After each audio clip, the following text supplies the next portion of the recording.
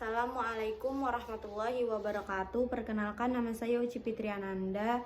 Saya dari Tadris Biologi 3. Saya di sini akan menjelaskan jawaban dari soal UAS yang diberikan di Google Classroom. Baik, pertanyaan yang pertama yaitu seorang guru biologi di SMA menghadapi tantangan dalam mengajar materi genetika kepada siswa kelas 12. Beberapa siswa menunjukkan minat tinggi dan kemampuan dalam memahami konsep genetika. Sementara, sebagian siswa lainnya tampak kesulitan dalam mengikuti pelajaran tersebut.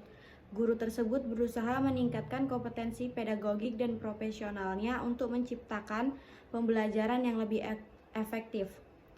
Jabarkan 3 solusi yang dapat Anda berikan sebagai upaya peningkatan kompetensi pedagogik dan profesional guru biologi tersebut. Baik, 3 solusi yang dapat saya berikan sebagai upaya peningkatan kompetensi pedagogik dan profesional guru biologi yaitu yang pertama, menerapkan pendekatan diferensiasi. Guru dapat mengidentifikasi gaya belajar siswa yang beragam dan menyusun strategi pembelajaran yang berbeda sesuai dengan kebutuhan masing-masing siswa. Dengan mendekati materi genetika melalui pendekatan yang beragam, guru dapat memfasilitasi pemahaman siswa dengan lebih baik. Yang kedua, menggunakan teknologi pendidikan. Pemanfaatan teknologi dalam pembelajaran dapat meningkatkan daya tarik dan keterlibatan siswa. Guru bisa memanfaatkan sumber daya daring, simulasi, dan perangkat lunak interaktif untuk menjelaskan konsep genetika secara lebih visual dan dinamis, memudahkan pemahaman siswa. Yang ketiga, pelatihan lanjutan. Guru bisa mengikuti pelatihan lanjutan dalam bidang genetika atau strategi pembelajaran terkini dengan meningkatkan wawasan dan keterampilan melalui pelatihan tambahan. Guru dapat lebih percaya diri dan efektif dalam menyampaikan materi kepada siswa dengan gaya pembelajaran yang berbeda.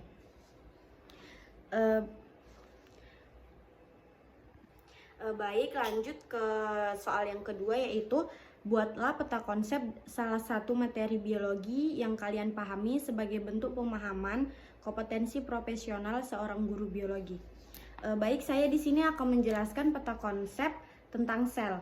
Sel memiliki komponen sel yang terdiri dari senyawa anorganik dan senyawa organik. Senyawa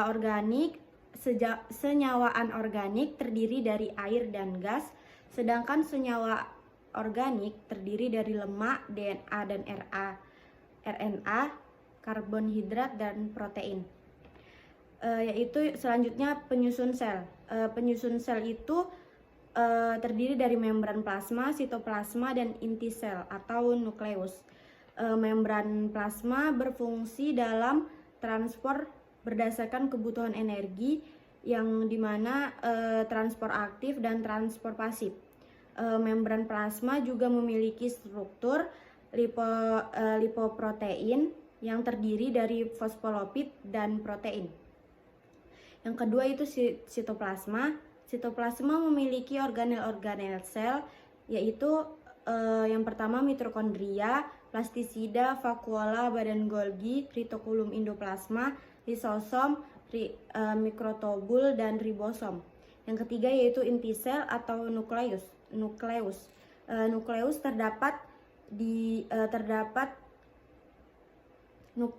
nukleus atau anak inti dan kromosom. Kromosom mengandung materi genetik. Yang terakhir yaitu tipe sel. Tipe sel berdasarkan adanya membran inti itu terbagi menjadi 2. Yang pertama prokaryotik, tidak memiliki membran inti, itu terdapat pada bakteri dan alga. Sedangkan eukaryotik itu memiliki membran inti yang terdapat pada protista, hewan, dan tumbuhan.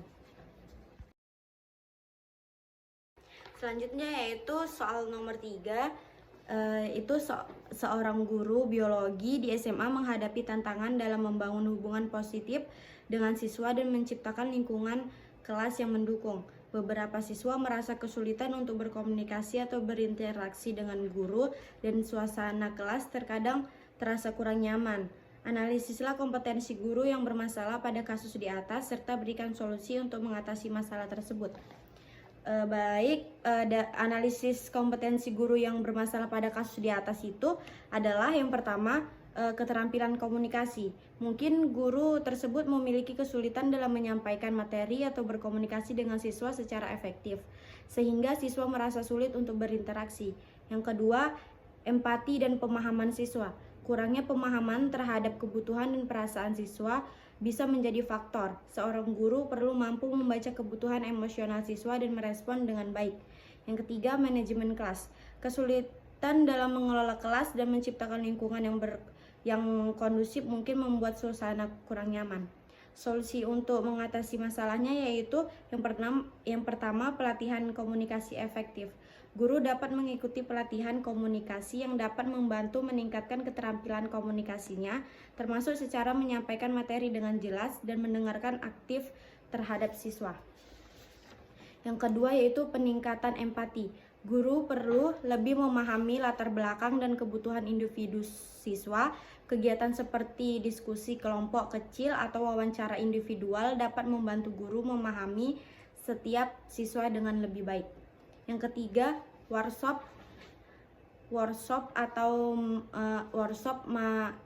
manajemen kelas. Mengikuti workshop atau pelatihan terkait manajemen kelas dapat membantu guru membangun keterampilan untuk menciptakan lingkungan kelas yang kondusif dan mendukung. Yang keempat, menggunakan pendekatan inklusif.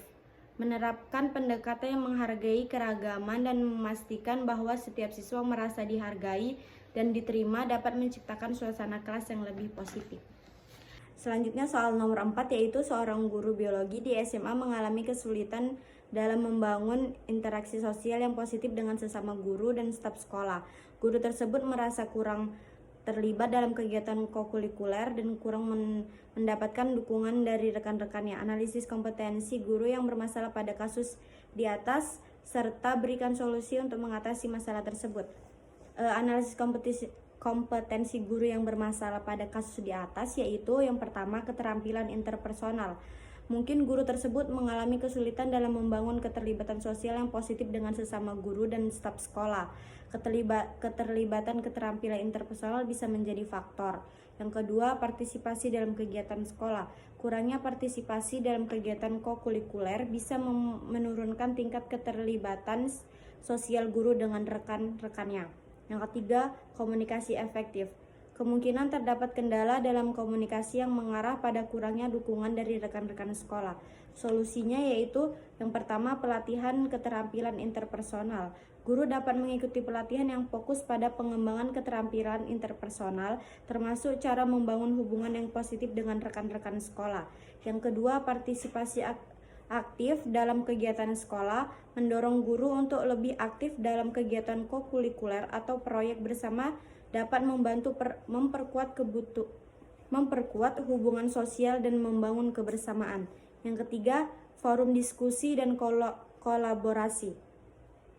Mendirikan forum diskusi atau pertemuan reguler antara guru-guru untuk berbagi ide, pengalaman, dan mendiskusikan isu-isu sekolah dapat meningkatkan komunikasi dan dukungan antar rekan. Yang keempat, mentoring atau bimbingan. Mengimplementasikan program mentoring atau bimbingan antar guru dapat membantu menciptakan lingkungan kerja yang lebih mendukung dan memungkinkan guru mendapat dukungan dari rekan-rekan yang lebih berpengalaman. Soal selanjutnya yaitu jelaskan pemahaman kalian tentang keterampilan abad 21 dan TIPEK dan berikan contoh integrasinya dalam pembelajaran. Pemahaman saya tentang keterampilan abad 21 dan TIPEK yaitu keterampilan abad 21. Yang pertama yaitu keterampilan abad 21. Keterampilan abad 21 adalah keterampilan yang dianggap penting untuk menghadapi tuntutan zaman modern. Ini termasuk kreativitas, pemikiran kritis, kolaborasi, komunikasi, literasi digital, dan pemecahan masalah. Guru perlu mengintegrasikan keterampilan ini dalam pembelajaran untuk mempersiapkan siswa menghadapi tantangan masa depan.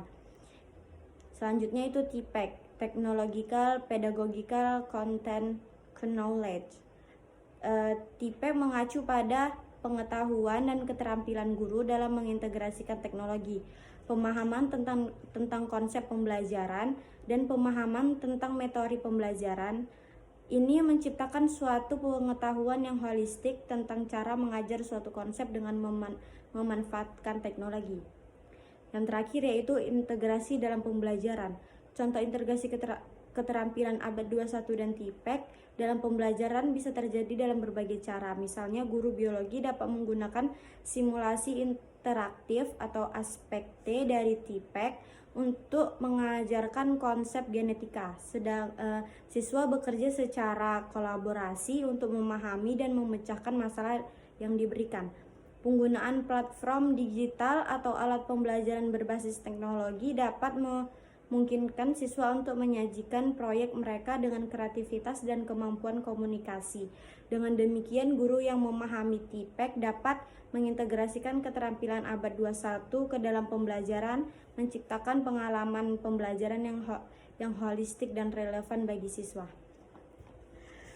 Pertanyaan terakhir yaitu jelaskan secara singkat proses dan hasil dari pelaksanaan mini riset mata kuliah profesi keguruan yang telah kalian lakukan.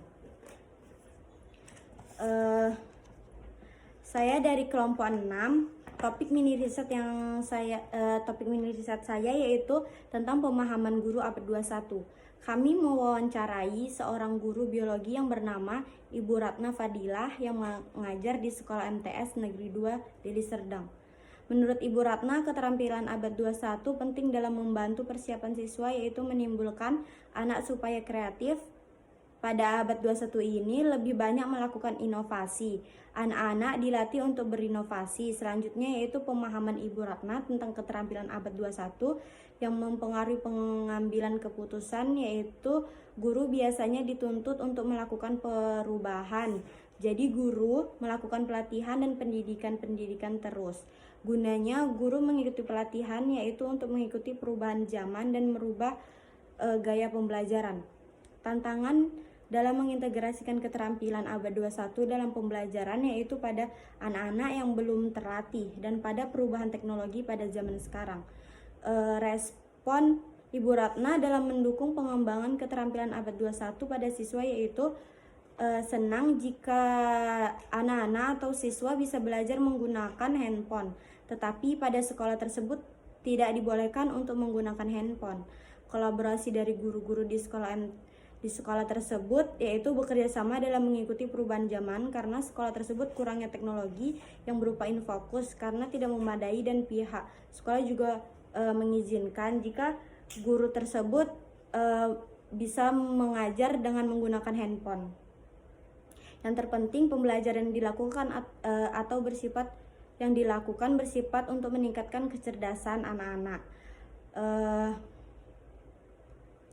Sekian penjelasan dari saya akhiri. Wabillahi taufiq wal hidayah. Assalamualaikum warahmatullahi wabarakatuh.